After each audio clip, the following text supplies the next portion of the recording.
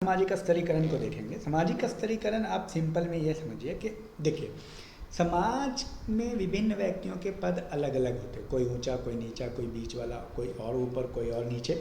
जिस तरह सीढ़ी होती है, सीढ़ी नुमा होता है। सीढ़ी आपने देखा, सबसे ऊपर वाली सीढ़ी नीचे नीचे नीचे नीचे और सबसे नीचे। तो उसी तरह समाज में पदों का एक सोपान होता है, उसको सामाजिक स्तरीकरण कहते हैं। ठीक है। सामाजिक स्तरीकरण शब्द का सबसे पहले उपयोग जो है ज्योग्राफी में हुआ, अब भूविज्ञान से इसको लाया गया है। ठीक है। तो सामाजिक स्तरीकरण एक बार आप एक डिफिनेशन लेके समझते हैं। समाज के उन अस्थायी समूह श्रेणियों में विभाजन है, आपस में श्रेष्ठता और अधीनता के संबंधों द्वारा संबंध है। कोई श्रेष्ठ होता है, कोई नीचा होता है, कोई ऊंचा होता है। सामाजिक स्तरीकरण से अभिप्राय किसी सामाजिक व्यवस्था में व्यक्तियों के ऊंचे और नीचे पदक्रम से है, पदक्रम के विभाजन से, पार्सन कहते हैं। तो मैंने आपको बताया हायरार्की में कोई ऊंचा, कोई नीचा, इसी को सामाजिक स्तरीकरण कहते हैं। सामाजिक स्तरीकरण की विशेषता को हम यहाँ देख लेते हैं। सार्वभौमिकता, दुनिया के हर समाज में सामाजिक स्तरीकरण है, कोई समाज ऐसा नहीं है। चेतन प्रक्रिया है, धोखे से नहीं होता। पढ़ लिख के आप अच्छा बन सकते हैं, आगे निकल सकते हैं, उच्च क्लास में जा सकते हैं। समाज का विभाजन है ये, क्षैतिज विभाजन भी होता है, वर्टिकल भी होता है। श्रेष्ठ एवं अधीनता के संबंध पाए जाते हैं, ये सबसे इम्पोर्टेंट है। इसमें एक सोच होती है कि कोई ऊंचा होता है, सुपेरिटी होता है, कोई सबऑर्डिनेट होता है। देखिए, इसको अच्छे से आप पॉइंट को याद कर लीजिएगा। नेट में पूछेगा तो आप कंफ्यूज हो जाइएगा, क्योंकि आपका कॉन्सेप्ट क्लियर होना चाहिए। नेट में ये आता है, ये कॉन्सेप्ट व्यक्तिक प्रक्रिया होता है, ये इंडिविजुअल, पूरे समाज सबकी ठेकेदारी नहीं होती। जो व्यक्ति जितना मेहनत करेगा वो उतना ऊंचा जाएगा, जो कम मेहनत करेगा वो नीचे जाएगा। मनोवृत्ति का निर्धारण भी होता है, मनोवृत्ति के आधार पर समाज में आगे, और अनेक आधार होते हैं। क्या क्या होता है, लिंग के आधार पे भी होता है किसी समाज में, आयु के आधार पे, ज़्यादा बुजुर्ग व्यक्ति को ज़्यादा सम्मान मिलता है, संपत्ति के आधार पे, धर्म के आधार पे, प्रजाति के आधार पे, जाति के आधार पे ब्राह्मण का ऊंचा स्थान है। जाति और वर्ग में अंतर, जाति बंद वर्ग है, जबकि वर्ग जो है खुला है। जाति में व्यक्तिगत क्षमता और योग्यता की उपेक्षा की जाती है, वर्ग में व्यक्तिगत क्षमता होती है। जाति को स्तरीकरण की बंद व्यवस्था, वर्ग को खुली व्यवस्था माना जाता है। जाति सामाजिक स्तरीकरण का बंद स्वरूप है, वर्ग खुला स्वरूप है। जाति की सदस्यता का आधार जन्म है, जबकि वर्ग योग्यता है। जाति जो है प्रदत्त है, वर्ग जो है अर्जित है। व्यक्ति को जाति की सदस्यता प्राप्त करने का प्रयत्न नहीं करना पड़ता, वर्ग के लिए प्रयत्न करना पड़ता है। जैसे ऊंचा वर्ग डॉक्टर बनना चाह रहा है, प्रयत्न कीजिए, डॉक्टर वर्ग में आ जाइएगा। प्रोफेसर बनना चाह रहा है, प्रयत्न कीजिए, प्रोफेसर बन जाएगा। प्रत्येक जाति का एक निश्चित व्यवसाय होता है, जबकि वर्ग का व्यवस्था में कोई निश्चित व्यवसाय नहीं होता। प्रत्येक जाति अवश्य रूप से अपने सदस्यों के अपनी जाति के अंतर्गत विवाह करते हैं, लेकिन वर्ग में ऐसा अपने वर्ग में करते हैं। जाति व्यवस्था में व्यवसाय का निश्चय बहुत कुछ जन्म से होता है, जबकि जाति की सदस्यता जन्मजात होती है। अब देखिए, ये बहुत महत्वपूर्ण है। सामाजिक स्तरीकरण के आधार कौन कौन से हो सकते हैं? बोटोमोर ने खास तौर से इसके 4 आधार की चर्चा की है, और उसमें एक जाति की है, वर्ग की है, गुलाम व्यवस्था की है, 4 प्रकार के समाज की व्यवस्था की, वर्ग व्यवस्था वाला समाज किया। यहाँ देखिए, जाति है सामाजिक स्तरीकरण का आधार, संपत्ति है, व्यवसाय है, ये सब बिंदु आपको याद रहना चाहिए, रट जाइए।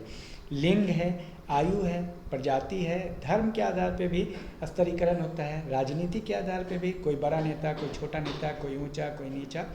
सामाजिक स्तरीकरण के स्वरूप आप समझिए, किस तरह का स्तरीकरण के भी प्रकार हैं। बंद स्तरीकरण है, जैसे भारत में बंद स्तरीकरण जैसे जाति पर आधारित, जन्म पे आधारित है। खुला स्तरीकरण जो वर्ग पे आधारित है, ओपन है, आप कहीं पे भी जा सकते हैं, कुछ भी बन सकते हैं, गरीब के यहाँ भी पैदा होकर बहुत अमीर हो सकते हैं। अब सामाजिक स्तरीकरण के महत्व को हम यहाँ समझ लेंगे। आखिर सामाजिक स्तरीकरण का समाज में क्या महत्व है? कार्य को सरल बनाना, मनोवृत्तियों का निर्धारण करना, सामाजिक व्यवस्था बनाए रखने में सहायक, समाज के एकीकरण में सहायक, सामाजिक प्रगति में सहायक, आवश्यकताओं की पूर्ति में सहायक, परिस्थिति का निर्धारण करता है ये कि किसको कौन सी परिस्थिति मिलेगी। अब वर्ग क्या है? वर्ग, सामाजिक वर्ग एक समुदाय का वो भाग है जो सामाजिक परिस्थिति के आधार पर शेष भाग से पृथक है। यानी एक ऐसा वर्ग होता है जिसकी परिस्थिति एक जैसी होती है। ठीक है, एक जैसी परिस्थिति होती है। वर्ग की विशेषता देख लीजिए, निश्चित संस्तरण, एक वर्ग का एक खास संस्तरण होता है, जैसे उच्च वर्ग, निम्न वर्ग। अर्जित व्यवस्था, वर्ग संघर्ष पाया जाता है, सब में एक वर्ग संघर्ष पाया जाता है, चेतना पाया, संस्तरण पाया जाता है, जैसे हमने बताया सीढ़ी नुमा होता है, ऊंचा वर्ग नीचा वर्ग, ऊंच नीच की भावना पाई जाती है वर्ग में।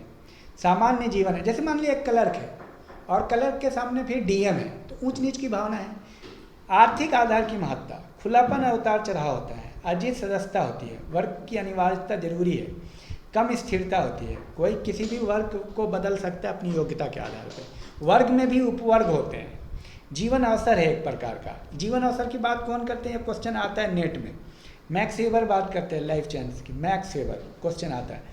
क्लास सिचुएशन होता है, समान जीवन शैली, एक जैसे लोग एक जैसे जीवन शैली भी जिंदगी गुजारते हैं। वर्ग चेतना पाई जाती है, सीमित सामाजिक संबंध पाया जाता है, गतिशीलता पाई जाती है। उसी तरह जाति एक बंद वर्ग है। जाति परिवारों के समूह के संकलन है जिसका एक ही नाम होता है, एक ही काल्पनिक पूर्वज होता है और जन्म पर आधारित होता है। अब इसकी विशेषता आप देख लीजिए, समाज का देखिए जीएस घुरिये की विशेषता को याद कर लीजिए, 6 विशेषता बताई है और ये आता है ये प्रश्न। समाज का खंडात्मक विभाजन, संस्तरण, व्यवसाय की अनुवंशिक प्रकृति, अंतर्विवाही, भोजन तथा सामाजिक सहवास पर प्रतिबंध, सामाजिक और धार्मिक निरयोग्यता है। अब प्रजाति एक प्रमाणिक और प्राणीशास्त्रीय अवधारणा है, ये एक बायोलॉजिकल अवधारणा है, ठीक है। वंश, प्रजाति या गुण उपजाति द्वारा संबंधित है। अब प्रजाति की विशेषता समझ लीजिए, एक विशेष शारीरिक रूप होता है, आनुवंशिक लक्षणों का संचरण, समूह का बड़ा आकार, प्रजाति अंतर्विवाह, स्तरीकरण, जैविक धारणा, लिंग एवं स्तरीकरण। लिंग भी स्तरीकरण को प्रारंभ में, लिंग का बहुत बड़ा रोल रहा है स्तरीकरण के आधार पे। आप ये देखिएगा कि पुरुष का बहुत सोसाइटी में सम्मान है, आमतौर पे पितृसत्तात्मक समाज में, मातृसत्तात्मक समाज में स्त्री लिंग को ज़्यादा अहम स्थान है। तो इस तरह से लिंग का भी बड़ा रोल रहा है। लैंगिक असमानता की समस्या ये बहुत महत्वपूर्ण है आज के समाज में। प्रॉब्लम ऑफ जेंडर इनइक्वलिटी है। आर्थिक निर्भरता उसकी वजह है। भूमिका संघर्ष, संपत्ति अधिकार की समस्या, राजनीतिक असमानता, वैवाहिक असमानता, परिवार में असमानता, शैक्षणिक असमानता, सामाजिक हिंसा, सामाजिक स्तरीकरण के स्वरूप। आपने देखा ये बोटो मोर ने सामाजिक स्तरीकरण के 4 स्वरूप की चर्चा की है। दास्ता, स्टेट, इसको आपको याद करना है, जाति और लास्ट में वर्ग। दास्ता, स्टेट, जाति और वर्ग। अब 5वां है परिस्थिति समूह, उसके बाद अन्य प्रकार, ठीक है। बाकी आपने जाति प्रथा वगैरह, जाति प्रथा के लाभ, व्यक्तिगत अनुशासन, सम्मान की रक्षा, सदस्यों की मानसिक सुरक्षा, समूह में सहयोग, व्यावसायिक विशेषताओं को गुप्त रखना, सामाजिक स्थिति निर्धारित कर, यानी एक स्थिति है, संतुलन के लिए ये व्यवस्था बनी थी। जाति प्रथा ने राजनीतिक व्यवस्था की एक शाखा के रूप में काम किया। सरल समाज में सरल श्रम विभाजन की एक व्यवस्था थी। काम की होशियारी, ज्ञान, एक योग्यता डेवलप हुआ जाति से।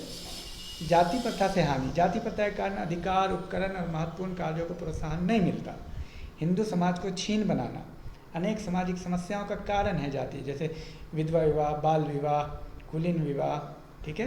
राष्ट्रीय एकता का ह्रास, समाज की प्राथमिक और बौद्धिक प्रगति में रुकावट, ऊंच नीच, राग द्वेष, सांप्रदायिकता, अपरजातंत्रिक, राजनीतिक कुप्रभाव, सैनिक शक्ति का ह्रास। जातिवाद इतना डेवलप हो गया जो ऑब्स्टेकल है राष्ट्रवाद के लिए। अंधविश्वास, रूढ़िवादिता में वृद्धि। जाति प्रथा से समाज के सभी प्राथमिक साधनों का पूरा लाभ नहीं उठाया जा सका। जाति प्रथा स्त्री अधिकार की शत्र जाति है।